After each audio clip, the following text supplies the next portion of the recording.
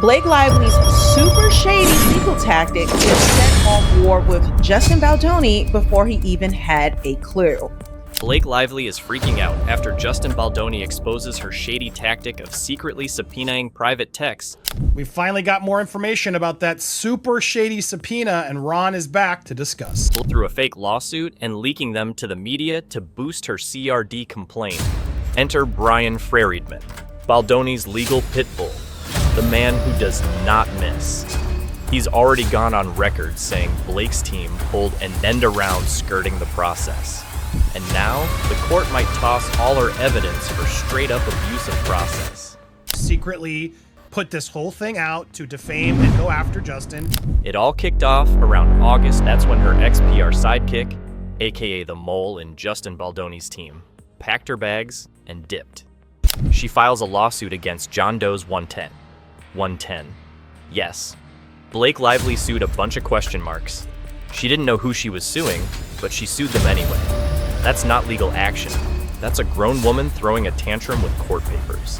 Well, so it's interesting because now I have questions because as we have both Brian Friedman and Lively's lawyers have sort of commented on this, Brian Friedman told the Daily Mail, this appears to be an end around, skirting the process to be able to secretly get these documents without having to give anyone notice. And she didn't even file it under her real name. No. She went full undercover spy mode and used her married name, Blake Reynolds. But that wasn't enough. She didn't just sign as Blake Reynolds. It was owned by Blake Reynolds, her married name as the chief CEO, secretary, financial officer, etc. Now, let's talk about this little company she whipped out of thin air, Vanzen Inc. Ever heard of it? Neither had anyone else. That's because it had been dead for over a decade. That's right. This company was inactive for 11 straight years. Not one product, not one service, not even a damn Instagram page. It just sat in legal limbo, collecting dust. Until suddenly, Blake needed to get justice and decided to resurrect it like some corporate zombie. The Walking Dead, but for subpoenas. Let's not forget who actually created Vanzen. It wasn't Blake, it was Eric Rothschild, originally formed in Delaware. Eventually, the company made its way to California, where it got forfeited. Want to know why? Because they didn't pay taxes and didn't file the proper paperwork. Basically, the state of California was like, yeah, this company is dead to us. And Blake? She looked at this illegal, inactive, tax-dodging ghost and went, perfect, this is my new legal weapon. And more people did their due diligence to figure out, well, who's this Van Zandt? As we sorted word out, it learned out that was a company of Blake Lively's. Legally not in good standing? No problem. Blake just slapped some lipstick on this legal corpse and dragged it to New York to file a lawsuit like everything's fine. She pretended it was a legit, functioning business. It wasn't. It was an empty shell. And what's the cherry on top? Ryan Reynolds' name somehow gets roped into this circus too, because the address for Vanzen Inc. in the court filing just so happens to be his actual home address. Imagine trying to sip your gin and mind your business while your wife's out here dragging you into lawsuit limbo with her imaginary enemies. So what exactly did this lawsuit say? No timeline, no details, no actual people. It was basically Blake filing a formal complaint that she had a bad vibe. Imagine suing someone and not even bothering to write down what they did. It's like she was trying to win Best Actress in a courtroom drama, except the script was blank. But here's where it gets juicy. Because this wasn't about winning the lawsuit. Blake wasn't looking for justice. She was looking for access. See, when you file a lawsuit, you get subpoena power. And that's all she really wanted. Once the lawsuit was filed, she got the green light to issue subpoenas. And guess who got one right in the face? Stephanie Jones. And that's how they got these text messages. It doesn't mention sexual harassment, which is what Stephanie Jones' attorney said was the reason why they had to acquiesce to this subpoena, because it was involving sexual harassment. Justin Baldoni's ex-PR girl, the same one who mysteriously jumped ship just a few weeks earlier. What a totally random coincidence. So Blake magically doesn't know who she's suing, but she knows exactly which phone number to target 4 days later. Sure, Jan. Now, Stephanie didn't even pretend to put up a fight. No objection, no hesitation. She just opened the vault, and poured out emails, messages, probably screenshots, maybe even old grocery lists. Who knows? She handed everything over like she was getting paid in hugs. And let's be honest, she probably was. Because that subpoena, it was a golden ticket to betray her entire former team. But Blake didn't even try to keep up the act. She dropped the whole lawsuit like a hot potato on December 19th, 2024. Just one day after getting what she wanted from Stephanie. Like, girl, you couldn't even pretend to care about your fake case for another week? You literally used the court like a vending machine. Put in some papers, grabbed your dirt, and left. That's not legal action. That's elite-level pettiness with a filing fee. Blake Lively sued thin air, under a fake name, using a fake company.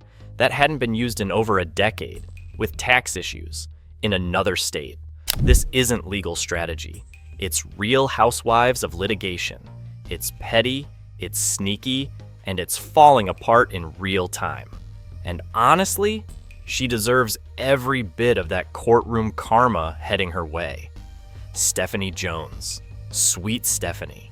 And it's frustrating, right? Because the date, just 4 days after the filing, they issued the subpoena to Stephanie Jones, who willingly did it because Stephanie Jones had an axe to grind with everybody else. The woman who walked out of Justin Baldoni's PR team in August 2020 and walked straight into Blake Lively's personal revenge tour like she was switching brands at Sephora. 1 minute, she's organizing Justin's press schedule. The next, she's the errand girl for subpoenas being issued from a ghost company. Because nothing screams integrity like handing out private messages behind your old client's back. This is not over in any sense of the word. I think there's a lot of there's going to be a lot of questions asked by the Manat folks who signed this. Now, WME just so happens to rep both Blake and Ryan Reynolds. Is just a coincidence. Definitely nothing shady about that. Totally normal, totally ethical, and pigs absolutely fly in Blake's backyard. Out of the entire PR firm, only one person got subpoenaed, Jennifer A.L. Trying to get the cell phone records from Jennifer Abel, they said they got a subpoena, which also allowed the New York Times to do this as well. Like some CIA-level sniper mission, Blake's legal team zeroed in on one single phone, one single woman, and ripped her digital privacy to shreds. Forget casting a wide net. They didn't even bother with fishing. They just chucked a grenade into one office and walked away.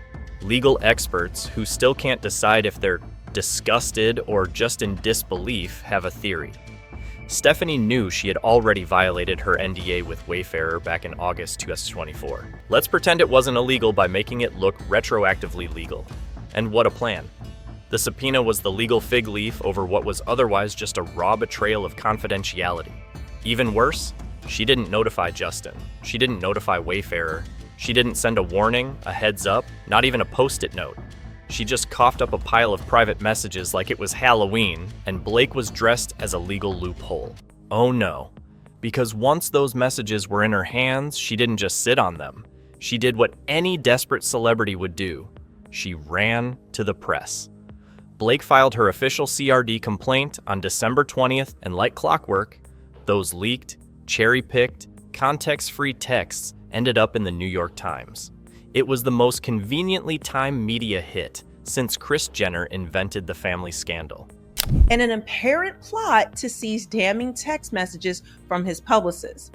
The filing allowed her attorneys to issue a subpoena for the embarrassing text and then drop the lawsuit, all without Baldoni's team knowing it even existed. Just days later, the article dropped like a tactical PR nuke, blasting Baldoni's image with language that suggested he was a manipulator, a predator, and everything else the Times could squeeze into a headline without getting sued. And not a single word about how they got that information. No mention of the shady subpoena, no hint of the zombie lawsuit filed by a shell company with a tax problem. Just bold accusations, carefully staged quotes, and the soft jazz of plausible deniability. But now we're seeing Blake actually do it with these sort of shady tactics. Meanwhile, because they were protecting the Lively Reynolds PR fantasy, no one wants to burn the bridge that leads to exclusive cover stories and those candid Instagram photo shoots. So how did the NYT get it so wrong? Simple. Blake's team served them the narrative like a 5-star meal. But what they really got was microwave drama reheated from chopped up text threads. Blake's team turned full conversations into weaponized blurbs. They sliced and diced everything until Baldoni looked like the villain in Blake's personal courtroom soap opera. The NYT became her press secretary, whether they realized it or not.